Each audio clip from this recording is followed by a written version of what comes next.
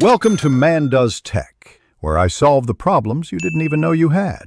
You start inside Alight Motion by opening the project that contains the layer you want to replace. Tap the timeline and select the target layer so you keep timing and masks intact. This preserves your animations.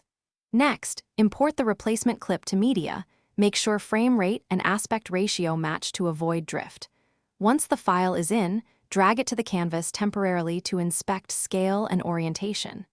If needed, crop or rotate now, so the replacement plugs in cleanly later. Now you perform the actual swap. With the original layer selected, use Replace Media or drag the new clip directly onto that layer. Alight Motion will prompt to keep keyframes and effects, so accept that to retain edits. After replacement, check transform values. Scale, position, and rotation often need minor tweaks because sources differ. Once done, scrub the timeline and verify keyframes align. If masks or effects shifted, relink or copy-paste keyframes so your motion and transitions behave exactly as before.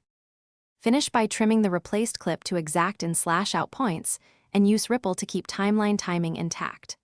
Preview at low quality to confirm playback and visual continuity, then export with project resolution and the same frame rate to avoid stutter.